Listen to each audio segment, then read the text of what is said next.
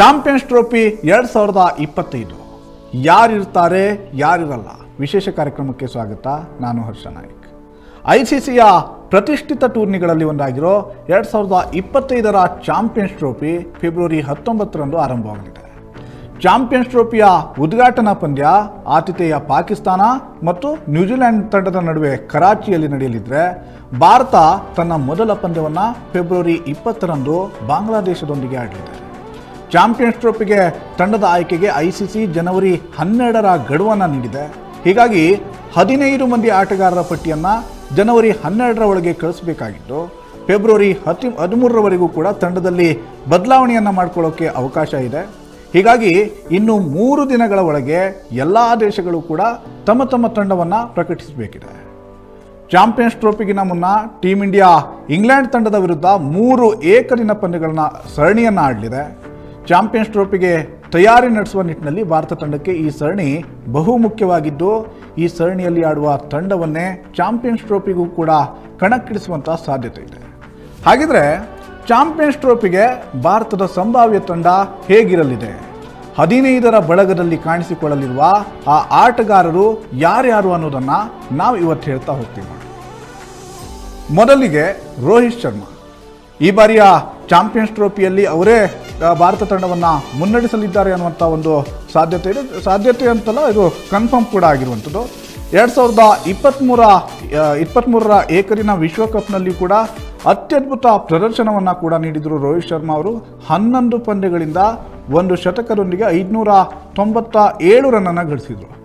ಇನ್ನು ಏಕದಿನ ವಿಶ್ವಕಪ್ನಿಂದ ಇಲ್ಲಿಯವರೆಗೆ ರೋಹಿತ್ ಶರ್ಮಾ ಒಟ್ಟು 14 ಏಕದಿನ ಪಂದ್ಯಗಳನ್ನು ಆಡಿದ್ದಾರೆ. 53ರ ಸರಾಸರಿಯಲ್ಲಿ ಬರೋಬ್ಬರಿ 754 ರನ್ನನ್ನು ಸಿಡಿಸಿದ್ದಾರೆ.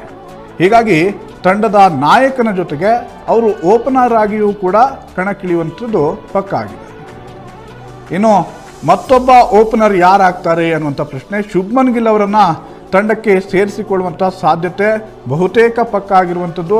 ವಿರಾಟ್ ಕೊಹ್ಲಿಯನ್ನು ಕಿಂಗ್ ಅಂತ ಕರೆದ್ರೆ, ಶುಭ್ಮನ್ ಗಿಲ್ ಅವರನ್ನು ಪ್ರಿನ್ಸ್ ಅಂತ ಕರೆಯಲಾಗಿದೆ. ಭಾರತ ಕ್ರಿಕೆಟ್ನ ಫ್ಯೂಚರ್ ಸ್ಟಾರ್ ಅಂತ ಕರೆಸಿಕೊಳ್ಳುವಂಥ ಶುಭ್ಮನ್ ಗಿಲ್ 2023ರ ಏಕದಿನ ವಿಶ್ವಕಪ್ನಿಂದ ಇಲ್ಲಿಯವರೆಗೆ ಆಡಿರೋ 12 ಪಂದ್ಯಗಳ ಮೂಲಕ 411 ರನ್ನನ್ನು ಗಳಿಸಿದ್ದಾರೆ. ಅವರ ಸ್ಟ್ಯಾಟ್ಗಳನ್ನು ನೋಡ್ತಾ ಹೋದರೆ ಅಷ್ಟೊಂದು ಚೆನ್ನಾಗಿಲ್ಲ, ಆದರೂ ಕೂಡ ಗಿಲ್ ತಂಡದಲ್ಲಿರೋದು ಕನ್ಫರ್ಮ್ ಆಗಿದೆ. ಇನ್ನು ಯಶಸ್ವಿ ಜೈಸ್ವಾಲ್, ಇವರು ಕೂಡ ಓಪನರ್. ಇನ್ನೊಬ್ಬ ಯಂಗ್ಸ್ಟರ್ ಇವರು ಕೂಡ ಏಕದಿನ ಕ್ರಿಕೆಟ್ನಲ್ಲಿ ಸಾಕಷ್ಟು ಮಿಂಚು ಹರಿಸ್ತಾ ಇರುವಂಥದ್ದು. ಅಂತಾರಾಷ್ಟ್ರೀಯ ಮಟ್ಟದಲ್ಲಿ ತನ್ನ ತಾಕತ್ ಏನು ಅನ್ನೋದನ್ನು ಪದೇ ಪದೇ ಸಾಬೀತುಪಡಿಸ್ತಲೇ ಬರ್ತಾ ಇದ್ದಾರೆ. ಹೀಗಾಗಿ ಯಶಸ್ವಿ ಜೈಸ್ವಾಲ್ ಅವರನ್ನು ಬ್ಯಾಕಪ್ ಓಪನರ್ ಆಗಿ ಟೀಮ್ ಇಂಡಿಯಾ ಕಣಕ್ಕಿಳಿಸುವಂಥ ಸಾಧ್ಯತೆ ಇದೆ. ಇನ್ನು ವಿರಾಟ್ ಕೊಹ್ಲಿ, ಏಕದಿನ ಕ್ರಿಕೆಟ್ನ ಸರ್ವಶ್ರೇಷ್ಠ ಬ್ಯಾಟ್ಸ್ಮನ್ ಅಂತಲೇ ಕರೆಯಲಾಗುತ್ತೆ. King Kohli, run machine, chasing master, ಹೀಗೆ ಸಾಕಷ್ಟು ಬಿರುದುಗಳು ವಿರಾಟ್ ಕೊಹ್ಲಿಗೆ ಇರುವಂಥದ್ದು. ಇವರು ನಂಬರ್ 3 ಸ್ಲಾಟ್ ಏನಿದೆಯಲ್ಲ, ಆದರೆ 3ನೇ ಕ್ರಮಾಂಕದಲ್ಲಿ ಅವರಂತಹ ಪ್ರದರ್ಶನ ನೀಡಿರುವಂಥ ಬೇರೊಬ್ಬ ಆಟಗಾರರೇ ಇಲ್ಲ. ಈ ರೀತಿಯಾದಂಥ ಒಂದು ಪ್ರದರ್ಶನವನ್ನು ವಿರಾಟ್ ಕೊಹ್ಲಿ ಅವರು ಯಾವಾಗಲೂ ಕೂಡ ನೀಡ್ತಾ ಬರ್ತಿದ್ದಾರೆ. ಅತ್ಯಧಿಕ ಸೆಂಚುರಿ ಏಕದಿನ ಫಾರ್ಮ್ಯಾಟ್ನಲ್ಲಿ ಗಳಿಸಿರುವುದು ಅದು ಸಚಿನ್ ತೆಂಡೂಲ್ಕರ್ ಅವರ ದಾಖಲೆಯನ್ನು ಕೂಡ ಮೀರಿ ನಿಂತು ಮುಂದೆ ಹೋಗಿರುವಂಥ ಆಟಗಾರ. 2023ರ ವಿಶ್ವಕಪ್ನಲ್ಲಿ 3 ಶತಕಗಳೊಂದಿಗೆ 765 ರನ್ ಗಳಿಸಿದರು. ಹೀಗಾಗಿ ವಿರಾಟ್ ಕೊಹ್ಲಿ ಅವರು ಕೂಡ ಈ ಬಾರಿಯ ಚಾಂಪಿಯನ್ಸ್ ಟ್ರೋಫಿಯ ತಂಡದಲ್ಲಿ ಇರ್ತಾರೆ ಅನ್ನುವಂಥದ್ದು. ಇನ್ನು ಮತ್ತೊಬ್ಬ ಆಟಗಾರ ಶ್ರೇಯಸ್ ಅಯ್ಯರ್. ಅಂದರೆ ವಿರಾಟ್ ಕೊಹ್ಲಿ ಆದ ನಂತರ ಅಂದರೆ 4ನೇ ಕ್ರಮಾಂಕದಲ್ಲಿ ಯಾರಿರ್ತಾರೆ ಅನ್ನುವಂಥದ್ದು. ಶ್ರೇಯಸ್ ಅಯ್ಯರ್ ಈ ಬಾರಿಯ ವಿಜಯ್ ಹಜಾರೆ ಟ್ರೋಫಿಯಲ್ಲಿ ಅತ್ಯದ್ಭುತ ಪ್ರದರ್ಶನವನ್ನು ನೀಡ್ತಾ ಇದ್ದಾರೆ. ಹೀಗಾಗಿ ತಂಡಕ್ಕೆ ಮತ್ತೆ ಶ್ರೇಯಸ್ ಅಯ್ಯರ್ ಮರಳೋದು ಬಹುತೇಕ ಫಿಕ್ಸ್ ಆಗಿರುವಂಥದ್ದು. 4ನೇ ಕ್ರಮಾಂಕದಲ್ಲಿ ಶ್ರೇಯಸ್ ಅಯ್ಯರ್ ಕಣಕ್ಕಿಳಿಯುವಂಥ ಸಾಧ್ಯತೆ ಇದೆ. ಇನ್ನು ಮತ್ತೊಬ್ಬ ಆಟಗಾರ KL ರಾಹುಲ್. ಇವರು ಕೂಡ ಮಿಡಲ್ ಆರ್ಡರ್ನಲ್ಲಿ ಇವರನ್ನು ಕಣಕ್ಕಿಳಿಸ್ಬೋದು ಅನ್ನುವಂಥ ಸಾಧ್ಯತೆ ಇದೆ. ಇವರನ್ನು 15ರ ಬಳಗದಲ್ಲಿ ಹಾಕಿಕೊಂಡ್ರೆ ಒಂದು ತಂಡವನ್ನು ಬ್ಯಾಲೆನ್ಸ್ ಮಾಡ್ಬೋದು ಅನ್ನುವಂಥ ನಿರೀಕ್ಷೆ. ಹೀಗಾಗಿ 2023ರ ಏಕದಿನ ವಿಶ್ವಕಪ್ನಲ್ಲಿಯೂ ಕೂಡ ಕನ್ನಡಿಗ KL ರಾಹುಲ್ ಅದ್ಭುತ ಪ್ರದರ್ಶನವನ್ನು ನೀಡಿದರು. ಸದ್ಯ ಬಾರ್ಡರ್ ಗವಾಸ್ಕರ್ ಟ್ರೋಫಿಯಲ್ಲೂ ಕೂಡ ರಾಹುಲ್ ಸ್ಥಾನವನ್ನು ಪಡೆದಿದ್ದರು. ಹೀಗಾಗಿ ಚಾಂಪಿಯನ್ಸ್ ಟ್ರೋಫಿಗೂ ಕೂಡ ಕನ್ನಡಿಗ KL ರಾಹುಲ್ ಅವರು ತಂಡದಲ್ಲಿ ಇರ್ತಾರೆ ಅನ್ನುವಂಥ ನಿರೀಕ್ಷೆ ಇರುವಂಥದ್ದು. ಇನ್ನು ವಿಕೆಟ್ ಕೀಪರ್ ಬ್ಯಾಟ್ಸ್ಮನ್ ಸ್ಲಾಟ್ನಲ್ಲಿ ಈ ಬಾರಿ ಯಾರಿರ್ತಾರೆ? KL ರಾಹುಲ್ ಕೂಡ ವಿಕೆಟ್ ಕೀಪರ್ ಬ್ಯಾಟ್ಸ್ಮನ್ ಆಗಿದ್ದಾರೆ. ಆದರೆ ಈ ಒಂದು ಟೀಮ್ ಇಂಡಿಯಾದ ವಿಕೆಟ್ ಕೀಪರ್ ಬ್ಯಾಟ್ಸ್ಮನ್ ಆಗಿ ರಿಷಬ್ ಪಂತ್ ಮೊದಲ ಆಯ್ಕೆಯಾಗುವಂಥ ಸಾಧ್ಯತೆ ಇದೆ. ರಿಷಬ್ ಪಂತ್ ಅವರು ಈಗ ಏನು ಬಾರ್ಡರ್ ಗವಾಸ್ಕರ್ ಟ್ರೋಫಿಯಲ್ಲಿಯೂ ಕೂಡ ಅವರು ವಿಕೆಟ್ ಕೀಪಿಂಗನ್ನು ಅವರೇ ಮಾಡಿದರು. ಜೊತೆಗೆ 26 ಏಕದಿನ ಪಂದ್ಯಗಳನ್ನು ಆಡಿರುವಂತಹ ಪಂತ್ ಅವರು 821 ರನ್ ಗಳಿಸಿದ್ದಾರೆ.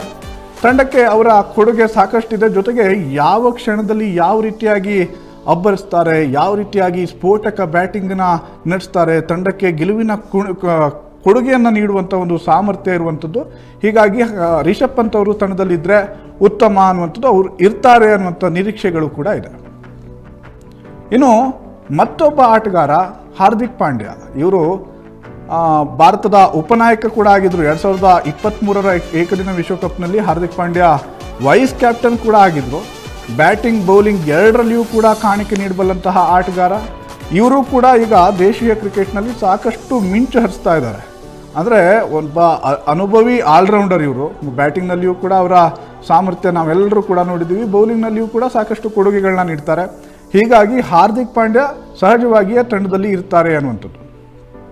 ಇನ್ನು ಮತ್ತೊಬ್ಬ ಆಲ್ರೌಂಡರ್, ಇವರು ಕೂಡ ಸ್ಟಾರ್ ಆಲ್ರೌಂಡರ್ ಇವರು. ಜೊತೆಗೆ ಅನುಭವಿ ಆಟಗಾರ. ಟೀಮ್ ಇಂಡಿಯಾಗೆ ಒಬ್ಬ ಸ್ಪಿನ್ ಆಲ್ರೌಂಡರ್ ಅಂತ ಒಂದು ಯೋಚನೆ ಬಂದಾಗ ತಕ್ಷಣಕ್ಕೆ ನೆನಪಾಗುವಂಥದ್ದು ಅದು ರವೀಂದ್ರ ಜಡೇಜಾ ಅವರ ಹೆಸರು. ಬ್ಯಾಟಿಂಗ್ನಲ್ಲಿಯೂ ಕೂಡ ಅದ್ಭುತ ಪ್ರದರ್ಶನವನ್ನು ನೀಡ್ತಾರೆ. ಬೌಲಿಂಗ್ನಲ್ಲಿಯೂ ಕೂಡ ತಂಡಕ್ಕೆ ಕೊಡುಗೆಯನ್ನು ನೀಡಬಲ್ಲಂಥ ಆಟಗಾರ. ಹೀಗಾಗಿ ಅಂದರೆ ಹಾರ್ದಿಕ್ ಪಾಂಡ್ಯ ಅಥವಾ ರವೀಂದ್ರ ಜಡೇಜಾ ಅಂತ ಈ 15ರ ಬಳಗದಲ್ಲಿ ಇವರಿಬ್ಬರು ಕೂಡ ಇದ್ದರೂ ಕೂಡ ಪ್ಲೇಯಿಂಗ್ 11 ಆಯ್ಕೆಯ ಸಂದರ್ಭದಲ್ಲಿ ಯಾರನ್ನು ಇಟ್ಕೊಳ್ಬೇಕು ಅಂಥೇಳಿ ಮುಂದೆ ಅದನ್ನು ಮ್ಯಾನೇಜ್ಮೆಂಟ್ ನಿರ್ಧಾರ ಮಾಡುತ್ತೆ. ಮತ್ತೊಬ್ಬ ಆಟಗಾರ ಯಾರು? ಕುಲ್ದೀಪ್ ಯಾದವ್. ಇವರು ಕೂಡ ಟೀಮ್ ಇಂಡಿಯಾದ ಅನುಭವಿ ಸ್ಪಿನ್ನರ್. ಸ್ಪಿನ್ ಪಿಚ್ಗಳಲ್ಲಿ ಕಮಾಲ್ ಮಾಡುವಂಥ ಸಾಮರ್ಥ್ಯ ಇದೆ. ಸಾಕಷ್ಟು ರೆಕಾರ್ಡ್ಸ್ಗಳನ್ನ ಕೂಡ ಬರೆದಿರುವಂಥದ್ದು. ಹೀಗಾಗಿ ಒಂದು ವೇಳೆ ಸ್ಪಿನ್ ಪಿಚ್ಗಳು ಇದ್ದಂಥ ಸಂದರ್ಭದಲ್ಲಿ ಕುಲ್ದೀಪ್ ಯಾದವ್ ಅವರು ನಿಜವಾಗಿಯೂ ಕೂಡ ಭಾರತ ತಂಡಕ್ಕೆ ದೊಡ್ಡ ಒಂದು ಶಕ್ತಿ ಆಗ್ತಾರೆ. ಇವರನ್ನು ಕೂಡ ನಾವು ತಂಡದಲ್ಲಿ ಇಟ್ಕೋಬೇಕು ಅನ್ನುವಂಥ ಯೋಚನೆಯಲ್ಲಿ ಟೀಮ್ ಇಂಡಿಯಾದ ಮ್ಯಾನೇಜ್ಮೆಂಟ್ ಇರುವಂಥದ್ದು. ಹೀಗಾಗಿ ಆಡುವ 15ರ ಬಳಗ ಏನಿರುತ್ತಲ್ಲ, ಈ ಒಂದು ಚಾಂಪಿಯನ್ಸ್ ಟ್ರೋಫಿಗೆ ಸೆಲೆಕ್ಟ್ ಆಗುವಂಥ 15ರ ಬಳಗದಲ್ಲಿ ಕುಲ್ದೀಪ್ ಯಾದವ್ ಕೂಡ ಇರ್ತಾರೆ ಅನ್ನೋದು. ಇನ್ನು ಅಕ್ಷರ್ ಪಟೇಲ್ ಮತ್ತೊಬ್ಬ ಸ್ಪಿನ್ನರ್. ಇವರು ಕುಲ್ದೀಪ್ ಯಾದವ್ ಜೊತೆ ಸೇರಿದ್ರೆ ಒಂದು ಒಳ್ಳೆಯ ಬ್ಯಾಲೆನ್ಸ್ ಆಗುತ್ತೆ ತಂಡ. ಜೊತೆಗೆ ಸ್ಪಿನ್ ದಾಳಿಯನ್ನು ಅತ್ಯಂತ ಸಮರ್ಥವಾಗಿ ನಿಭಾಯಿಸ್ತಾರೆ. ಇವರನ್ನು ಕೇವಲ ಸ್ಪಿನ್ನರ್ ಆಗಿ ಕೂಡ ನಾವು ನೋಡೋ ಹಾಗಿಲ್ಲ. ಅವರು ಬ್ಯಾಟಿಂಗನ್ನು ಕೂಡ ಅತ್ಯಂತ ಅದ್ಭುತವಾಗಿ ಮಾಡ್ತಾರೆ. ಹೀಗಾಗಿ ಅಂದರೆ ಅಕ್ಷರ್ ಪಟೇಲ್ ಅವರು ತಂಡದಲ್ಲಿದ್ದರೆ ಟೀಮ್ ಅತ್ಯಂತ ಸ್ಟ್ರಾಂಗ್ ಆಗುತ್ತೆ. ಯಾಕಂದರೆ ಅವರು ಆಲ್ರೌಂಡರ್ ರೀತಿಯಲ್ಲಿ ಅವರನ್ನು ಕಣಕ್ಕಿಳಿಸ್ಬೋದು ಅನ್ನುವಂಥದ್ದು. ಮತ್ತು ಜಸ್ಪ್ರೀತ್ ಬೂಮ್ರಾ, ಸ್ಟಾರ್ ವೇಗಿ, ಭಾರತದ ಉಪನಾಯಕ ಕೂಡ ಹೌದು ಈಗ ಸದ್ಯ. ಅಂದರೆ ಟೆಸ್ಟ್ ಫಾರ್ಮೆಟ್ನಲ್ಲಿ ಚಾಂಪಿಯನ್ಸ್ ಟ್ರೋಫಿಗೂ ಕೂಡ ಇವರನ್ನು ಉಪನಾಯಕನಾಗಿ ಮುಂದುವರಿಸುವಂಥ ಸಾಧ್ಯತೆ ಇದೆ. ಯಾರ್ಕರ್ ಸ್ಪೆಷಲಿಸ್ಟ್ ಇವರು. ವೇಗದ ಬೌಲಿಂಗ್ ವಿಭಾಗವನ್ನು ಜಸ್ಪ್ರೀತ್ ಬುಮ್ರಾ ಮುನ್ನಡೆಸುವುದು ಬಹುತೇಕ ಪಕ್ಕ ಆಗಿರುವಂಥದ್ದು. ಅಂದರೆ ಈ ಬಾರಿಯ ಏನು ಕೊನೆಯ ಪಂದ್ಯದಲ್ಲಿ, ಆಸ್ಟ್ರೇಲಿಯಾ ವಿರುದ್ಧದ ಕೊನೆಯ ಟೆಸ್ಟ್ ಪಂದ್ಯದಲ್ಲಿ ಅವರನ್ನು ಕಣಕ್ಕಿಳಿಸಿಲ್ಲ. ಈಗ ಇಂಗ್ಲೆಂಡ್ ವಿರುದ್ಧದ ಸರಣಿಗೂ ಕೂಡ ಮೊದಲ 2 ಪಂದ್ಯಕ್ಕೆ ಅವರು ಇರೋಲ್ಲ ಅನ್ನುವಂಥ ಮಾತುಗಳು ಕೂಡ ಕೇಳಿಬರ್ತೀವಿ. ಆದರೆ ಕೊನೆಯ ಪಂದ್ಯದಲ್ಲಿ ಅಂದರೆ 3ನೇ ಪಂದ್ಯದಲ್ಲಿ ಜಸ್ಪ್ರೀತ್ ಬುಮ್ರಾ ಅವರನ್ನು ಕಣಕ್ಕಿಳಿಸಿ ನಂತರ ಅವರನ್ನು ಚಾಂಪಿಯನ್ಸ್ ಟ್ರೋಫಿಗೆ ಕರ್ಕೊಂಡು ಬರುವಂಥ ಒಂದು ನಿರೀಕ್ಷೆ ಕೂಡ ಇದೆ. ಇನ್ನು ಮೊಹಮ್ಮದ್ ಶಮಿ, ಅನುಭವಿ ವೇಗಿ, ಭಾರತ ತಂಡಕ್ಕೆ ಸಾಕಷ್ಟು ಕೊಡುಗೆಗಳನ್ನು ನೀಡಿರುವಂಥ ಆಟಗಾರ ಇವರು. ಸದ್ಯ ತಂಡದಿಂದ ಹೊರಗಿದ್ದಾರೆ. ಆದರೆ ಮತ್ತೆ ಇವರು ತಂಡಕ್ಕೆ ಮರಳುವಂಥ ಸಾಧ್ಯತೆ ಇದೆ. ಬೂಮ್ರಾ ಜೊತೆ ಶಮಿ ಸೇರಿಬಿಟ್ರೆ ಭಾರತದ ಬೌಲಿಂಗನ್ನು ಕಟ್ಟಿ ಹಾಕೋದಕ್ಕೆ ಸಾಧ್ಯವೇ ಇಲ್ಲ ಅನ್ನುವಂಥ ಒಂದು ನಿರೀಕ್ಷೆ ಇದೆ. ಯಾಕಂದರೆ ಅದು ಕಳೆದ 3-4 ಟೂರ್ನಿಗಳಲ್ಲಿ ನಮ್ಮ ಗಮನಕ್ಕೂ ಕೂಡ ಬಂದಿರುವಂಥದ್ದು. ಏಕದಿನ ವಿಶ್ವಕಪ್ನಲ್ಲಿಯೂ ಕೂಡ ಶಮಿ ಯಾವ ರೀತಿಯಾಗಿ ಪ್ರದರ್ಶನ ನೀಡಿದರು 2023ರಲ್ಲಿ ಅನ್ನುವಂಥದ್ದು ಎಲ್ಲರಿಗೂ ಕೂಡ ಗೊತ್ತಿರುವಂಥದ್ದು. ಹೀಗಾಗಿ ಬೂಮ್ರಾ ಮತ್ತು ಶಮಿ ಜೋಡಿ ಸೇರಿಬಿಟ್ರೆ ನಮಗೆ ಬಹುದೊಡ್ಡ ಶಕ್ತಿ ಬಂದಂತಾಗುತ್ತೆ ಅನ್ನುವಂಥದ್ದು. ಇನ್ನು ಮತ್ತೊಬ್ಬ ವೇಗದ ಬೌಲರ್ ಮೊಹಮ್ಮದ್ ಸಿರಾಜ್. ಇವರು ಕೂಡ ಟೀಮ್ ಇಂಡಿಯಾದಲ್ಲಿ ಮಿಂಚು ಹರಿಸ್ತಾ ಇರುವಂಥ ವೇಗಿ. ಇವರು ಕೂಡ ಆಡುವ ಬಳಗದಲ್ಲಿ ಇರ್ತಾರೋ ಇಲ್ಲೋ ಗೊತ್ತಿಲ್ಲ. ಆದರೆ 15ರ ಬಳಗದಲ್ಲಿ ಮೊಹಮ್ಮದ್ ಸಿರಾಜ್ ಕೂಡ ಇರ್ತಾರೆ ಅನ್ನುವಂಥ ಒಂದು ನಿರೀಕ್ಷೆ ಇದೆ.